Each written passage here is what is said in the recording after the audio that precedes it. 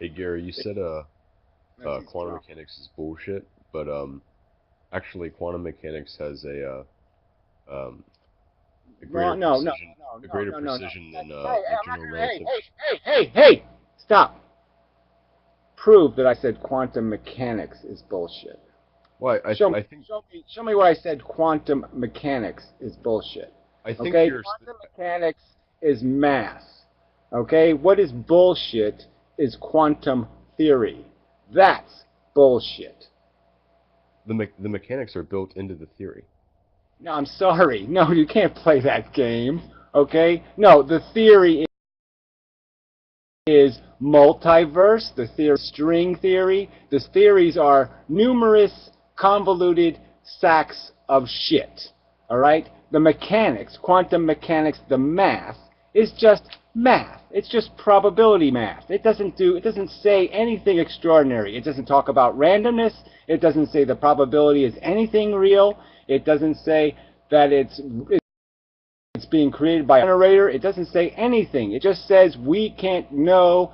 We don't have enough information to say where this photon is at this particular moment in this explicit second of time. And that's all it says. It doesn't say anything. It just says we're going to do the math even though we don't know exactly where it is. We know a probability, and it just takes the probability. I call it error math because it's just basically taking a huge error and just moves it through the math without letting the error destroy the math. And that's all it does.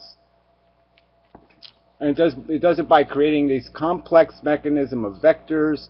And what's the other thing it uses to protect the fact that it doesn't have sufficient. It's like decimal places, right? And when you do math, you have to have the proper number of decimal places in the numbers you're doing. And so there's no point in doing math when you have one variable with only one decimal place. Then all the other decimal places, you might as well just throw them out in the woods because it doesn't Significant matter anymore. digits.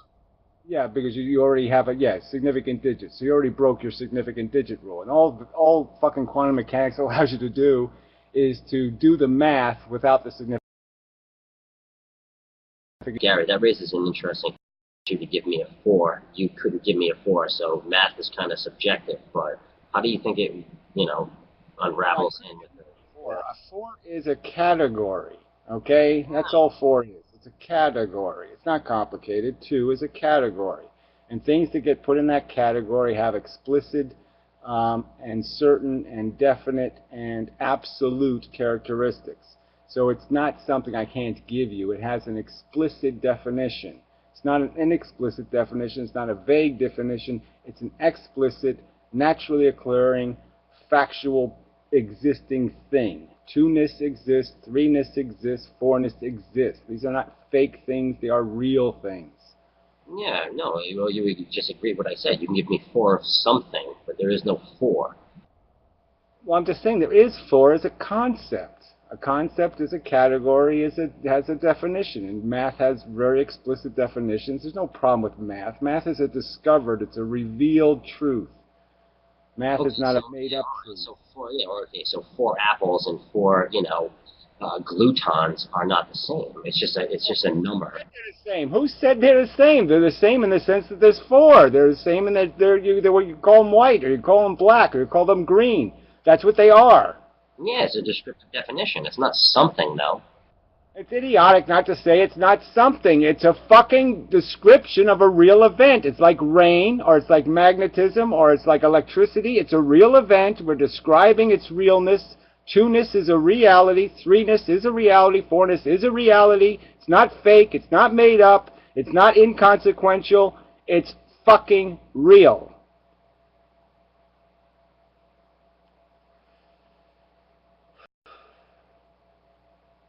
It's Gary, perfectly accurate. It has no flaws.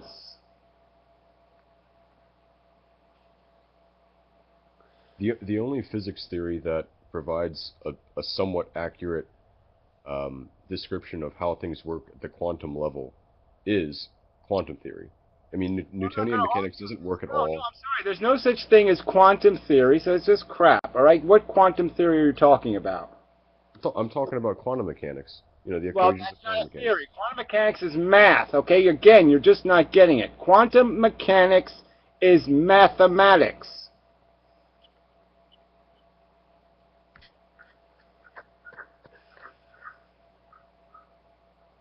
It doesn't say anything about what causes the effect. All it does is create a mathematical mechanism with which you can understand or see how the effect will play out. But it does not explain cause. Quantum mechanics has nothing to do with causation.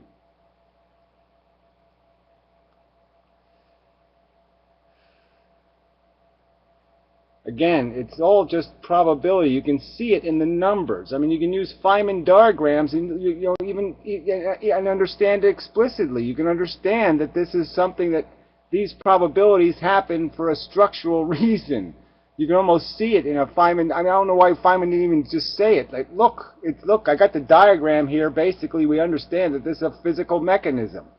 I mean, Feynman even said that in one video. I was happy about that, where he actually said the idea that he thinks the whole thing breaks down to a checkerboard. That it all breaks down to a very simple mechanical structure, and that we can't see it because it's too small and there's too much of it. Yeah, well, I mean, I've heard like everything could be pixelated, almost like a a Sims type of environment, and that doesn't seem too far off. Well, I'm just saying that the mechanics behind quantum mechanics are mechanics. They're not fudge. They're not magical. It's a mechanical process. These photons have a condition. And their condition, as I'm pointing out with the two-slit experiment, their condition is unique. And that's why they behave differently than each other. One will react different than the other one because they have a different source. They're a different age. They are going to electromagnetically react with material splits in different ways because of their different origin.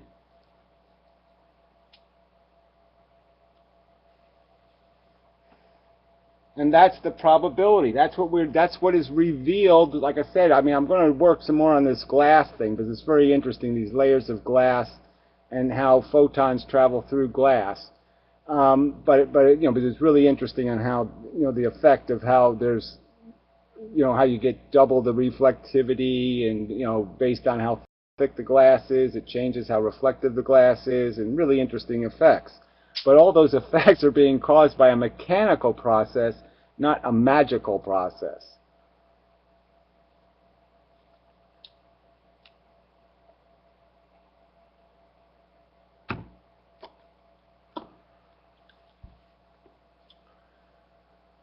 So do you think that all these atoms or photons are of different trajectories and different ages will eventually cause them to kind of split apart in the end? I mean, the Well, I whole do think universe.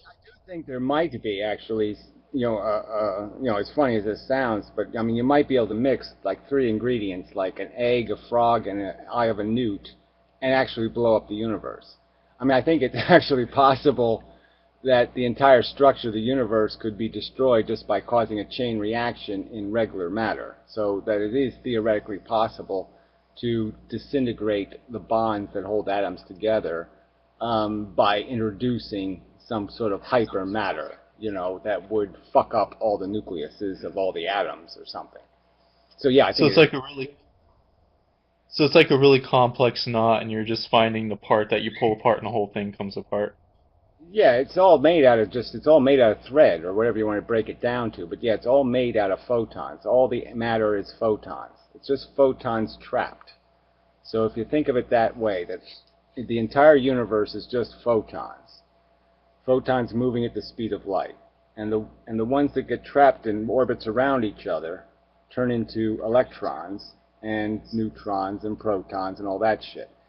But they're made out of photons. So they're just still photons spinning around each other instead of going in a direction. So instead of going in a direction, they're caught spinning around each other like magnets caught in a dance. And they're just chasing each other's tails in this Yeah. spin. And so all matter is really just photons waiting to be liberated, saying, let me loose, let me free, so it's like just, so it's all like a gravity that's just holding everything together. And once so there's theoretically, you could just pull one string and everything starts to unravel. I don't know about that, Gary. Photons are supposed to be massless, and electrons, protons, and neutrons all have masses. But that's not true. So, physicists don't agree on that massless thing. See, it's only massless because that was the standard applied. They said this is where we'll have the 0 point.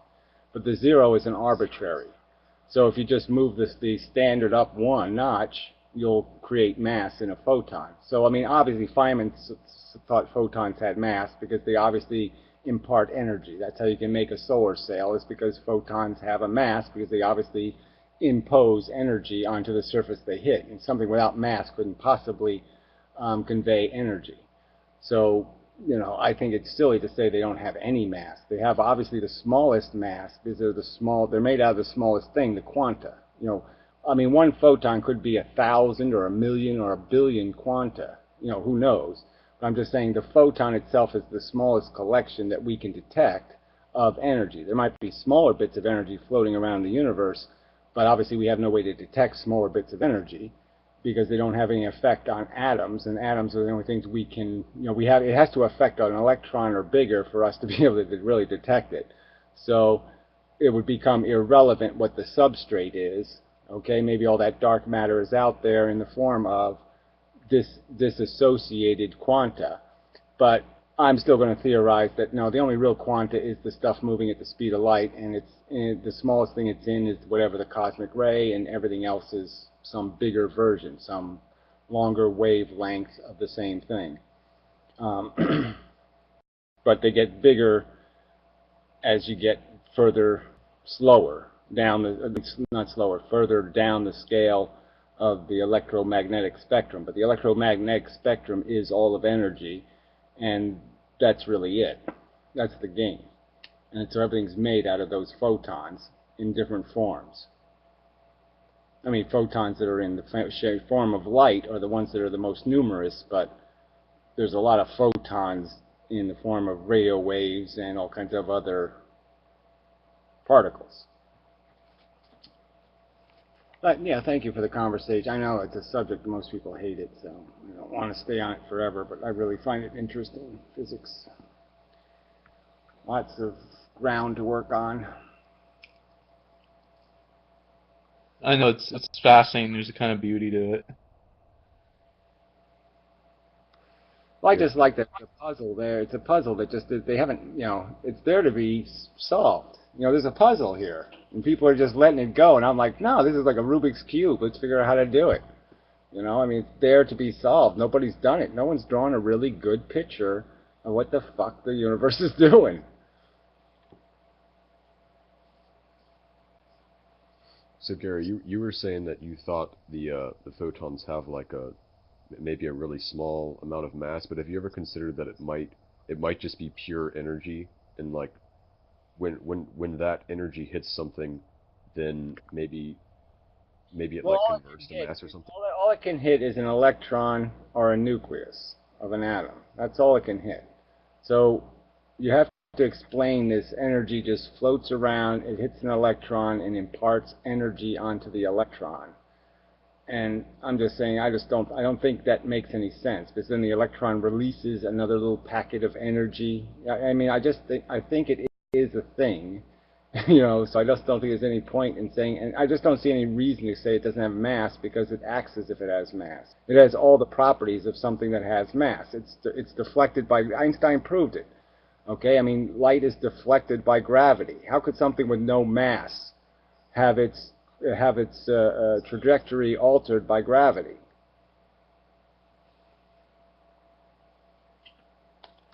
Yeah, I mean that makes total sense. And I mean, when you consider like like the equation for kinetic energy, 1/2 mv squared, something can't have energy unless it has a mass in that kind of situation. Yeah, well, like I said, I just think that the reason why it's perceived as a neutral mass is just because it's the starting mass, So, it just got called 0 when it probably should be called +1 or whatever. It's just the scale. It's a little bit broken. They just made the ruler a little bit wrong, because they didn't realize that their scales can't measure the smallest thing. Because you can't make a scale to measure the smallest thing on, right? What are you going to make the scale that you measure the smallest thing out of, right? So how do you measure the smallest thing? Right. Yeah. Right.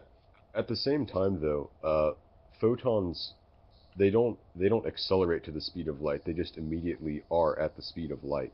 So it seems unlikely that you could I know, but accelerate some the acceleration mass. is the key word. I know, no, but remember this. I'm telling you that I don't think they ever accelerate, right? See, Yeah, what I'm yeah, saying I is get the that. photon is never created, it's just released. So photons aren't generated by anything ever. They're just released from a trapped orbit. So there is no, it's like saying if the moon got free of the Earth's orbit, you wouldn't say the moon accelerated. You'd just say the moon was liberated.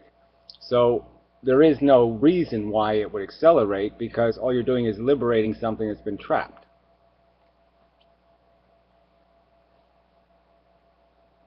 So that's why matter can't be created or destroyed, is because the matter is energy. The matter isn't made out of something else, it's made out of photons. And the photons have always been going the speed of light and will always go the speed of light, and all you can do is release them and not release. You can capture them and release them, and that's all you can do. And that's all the universe is doing. It's really capturing and releasing photons. It's not doing anything else. So my vision of the universe would be like some sort of three-dimensional grid, where you can bend some of the grid work, with gravity and such, and it's just photons traveling through that grid work until they get caught in these loops, and these loops become, interlocking, like interlocking rings that a magician uses. They have an opening at the end, and they can hook onto each other, so the loops get caught, and that starts to build your matter. And I kind of, what I like is I have this vision of an electron as two photons rotating. So that creates your spin on your electron. So if you have two photons, that might be a string of quanta, like little beads, and they get tied into each other. Then they start moving in a circular manner around each other. Then they start using up their speed of light because they're using some of their speed to go in a circular manner. So that's why electrons can move at variable speeds. It's because the faster they spin, the slower they move laterally. So that's why electrons can move very, very fast or pretty damn slow, is because it all depends on how fast they're spinning.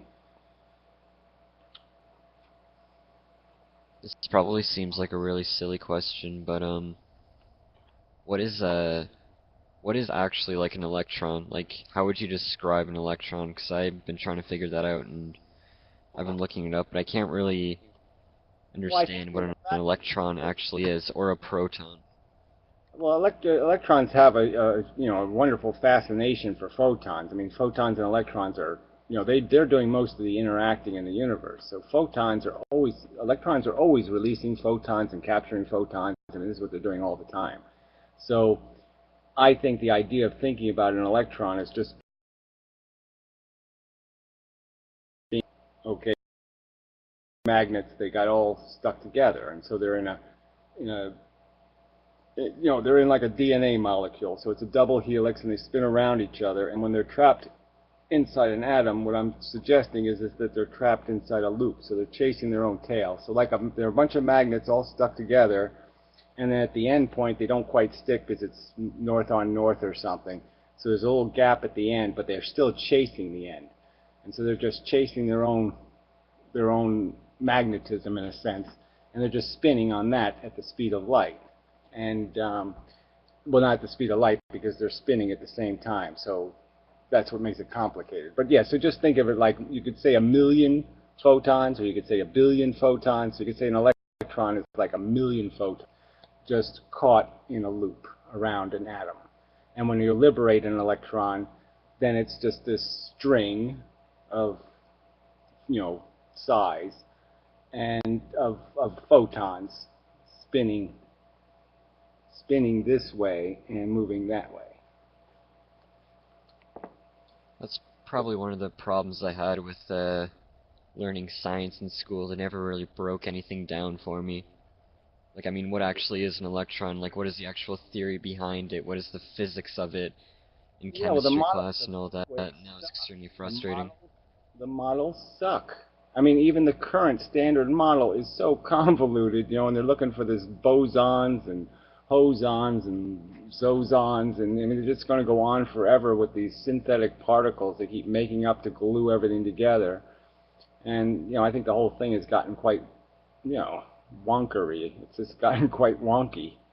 And it doesn't tell you anything about what's really going on. So yeah, the models, I mean, when I was a kid, the models were really sucked because they were just like, oh, it's like a solar system. So it was really lame because there's no way you could imagine a solar system with things spinning that fast and, so far away from the nucleus, and, none of that made any sense. But I think my idea of the connecting rings for the orbits makes a lot of sense, because that explains why these orbits seem so eccentric and so distant from the nucleus, is because they're rings connected.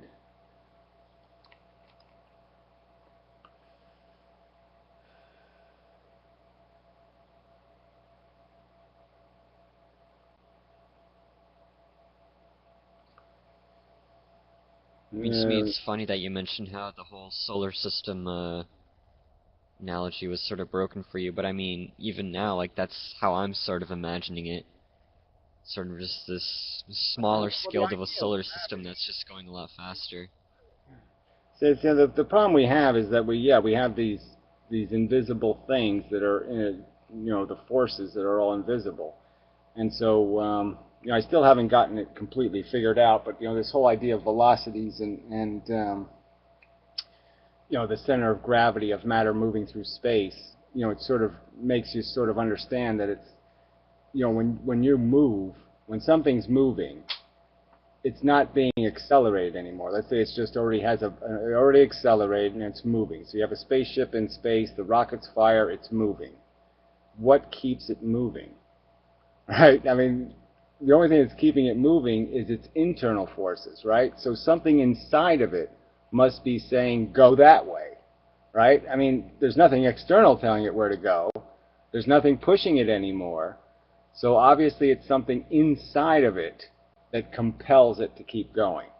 And so once you understand it in that way, you start losing this idea of a force, and you start thinking about, again, like, oh yeah, these are mechanical things, not forces. Forces is what we have called the things that are invisible. But the things that are invisible probably aren't invisible.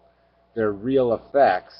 And once you change something, once you change its interior structure, well, if I told you that more of the light inside of the matter of that rocket was moving in that direction now, in its orbits, so all of its matter was aligned up in such a way that when the electrons and the photons spun inside the atoms, more of them spun in that direction than in that direction. So they ended up going that way because more of the light inside of the matter is going that way.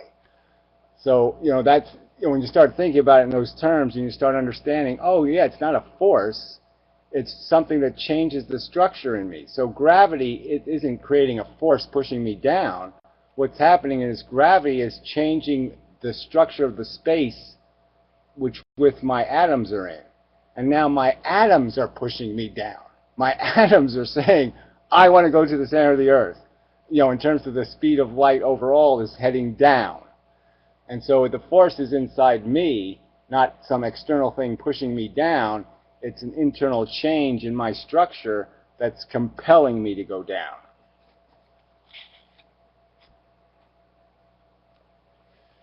I mean, I'm almost thinking about how they taught me space and how that was all wrong too. Like, they were teaching me if you went into one distance at a certain speed, you'd continue at that distance forever. But I mean, that's really not true.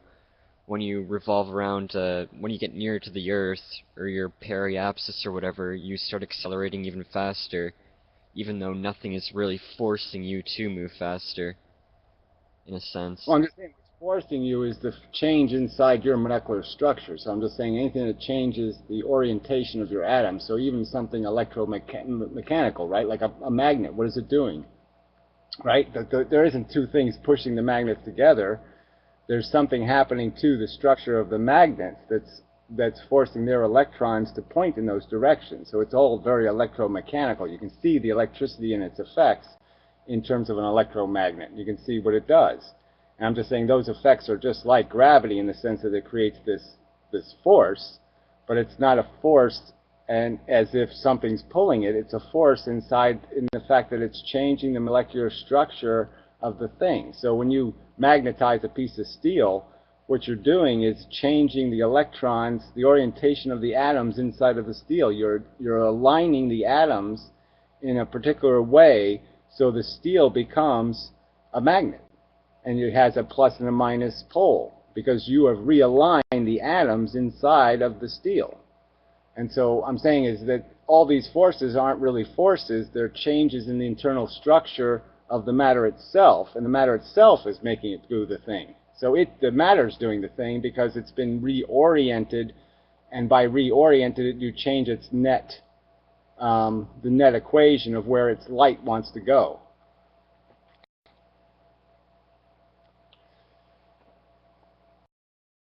What I'm saying is atoms have a native directionality, based on how they orbit. And so if they're allowed to orbit freely, they orbit eccentrically. And so that's the wobble in the atom, is the fact that it's changing its poles all the time. And so when it's oriented in a certain way with other atoms, all the poles will line up, and you'll end up with this net effect of, more force at one end than you have at the other end. Or more force in a direction. So I'm just saying, once you establish that, like say if I made the moon, when the moon was passing the United States, I pushed the moon 1 foot forward, in its orbit. So every time it went past the United States, it got pushed one foot forward. So it's going in that direction 1 extra foot. You know what I'm saying?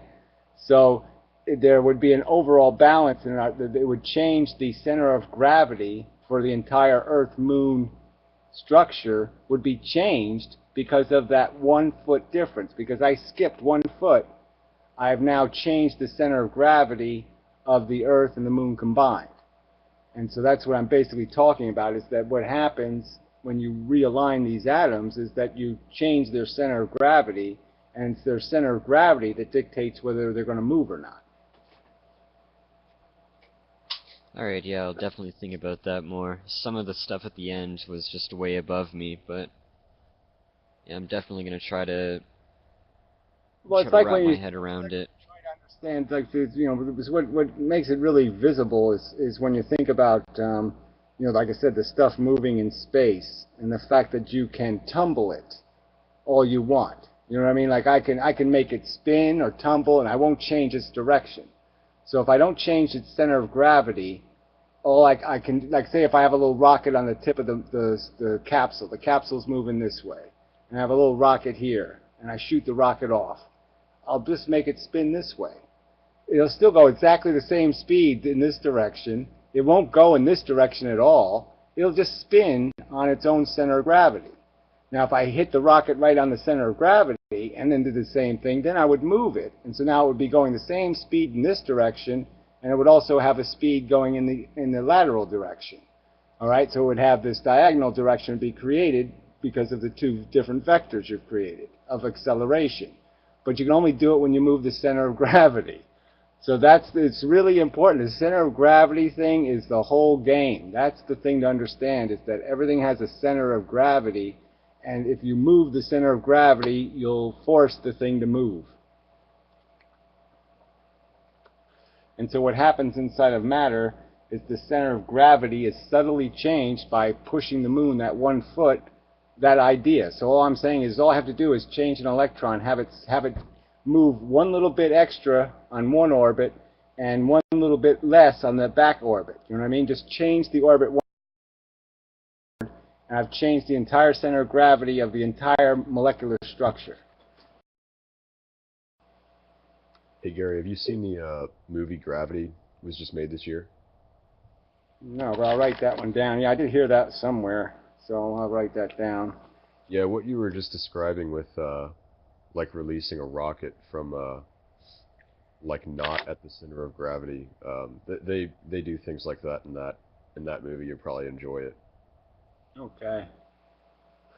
Yeah, Well, I mean, it is like a universal theme park kind of movie, but I mean, it is pretty accurate in terms of how space works. Yeah, I mean, they don't make any sound out there and stuff, so it's got that right at least. Yeah, yeah. I always did Star Trek. You Do know, you guys everything know makes what the do you guys know what the speed is that space junk, everything that's floating up there? What do you guys know what the speed is? 27.684 thousand miles a second. 27,000 miles a second. Yeah, that's it. Yeah, I got 27,000 no idea. miles a second. Well, you'd think all that space junk would be dangerous, but I guess because it's all traveling at the same speed, it's like I think in the movie one of the satellites gets blown It up, is and dangerous. then It it's is all moving faster, so it's accelerated space junk.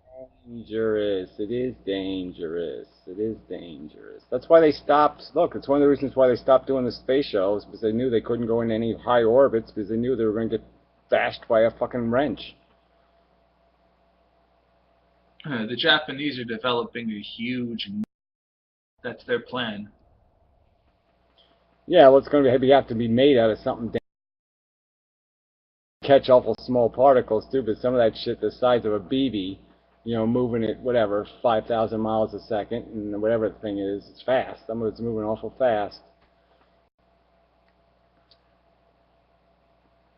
Have you heard of Mars One? No, I've heard of that. Whatever it is, Neptune or whatever. What's that? Pluto 1 or whatever that Pluto probe is. That one's going to be such a fail. I predict the Pluto probe will fail. No fucking chance they're going to. They're going to fly by Pluto at really like 27,000 miles a minute or something. They're going to fly by. No way. I wonder. Mars One is this like private organization. They're gonna send some people to Mars on a one-way trip, and they're gonna live up there. Yeah, whatever. They're not going to do any of that shit. They'll send corpses to Mars. Wait, it take a year and a half to get to Mars. You don't think the fucking astronauts are going to beat the shit out of each other before they get there? Apparently, It some ain't gonna be guy like that space. has like a guy with 4 kids and his wife is just gonna sign up and leave. Matter. It. Yeah, As a well, it dick to doesn't his matter. kids. It doesn't matter. It ain't gonna happen, okay? Because it ain't gonna be like you're gonna send the space station to fucking Mars. No, they're gonna be in a tiny little capsule, okay? I mean, they're gonna be like constantly 2 feet from each other. There's no fucking way to spend a year in those tighter quarters. They're gonna find it too obnoxious. They basically they want like the glory of it to just be like the first people on Mars.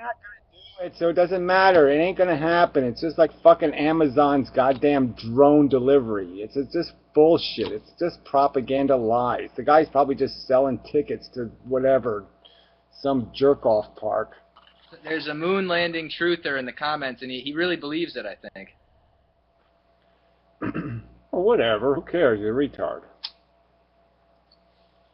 My biggest argument against that, I mean, it's so stupid, but we were in a space race with the Soviet Union, and they never disputed any of it. So if we landed on the moon, they would have called us on that bullshit. I mean, we went back 9 more times. The Soviets didn't say a word. Well, it doesn't matter. It's stupid theory. I mean, when you look at their evidence, you're saying, what, are you fucking retarded?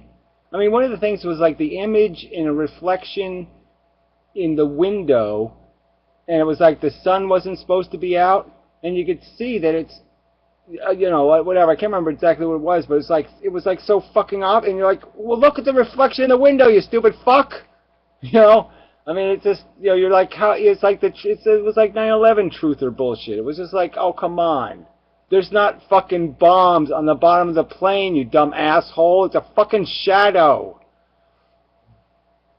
No. The plane was it was a hologram, Gary. Yeah, well, whatever. You just, you know, they get more and more desperate, and it's just so stupid. I still can't believe that people would even fall for that. Oh, there's a giant match. You know, does it need to ignite the fire? Oh, yeah, you just plowed a plane full of the most volatile fuel on Earth into a building, and you need a match to light it? I don't think so.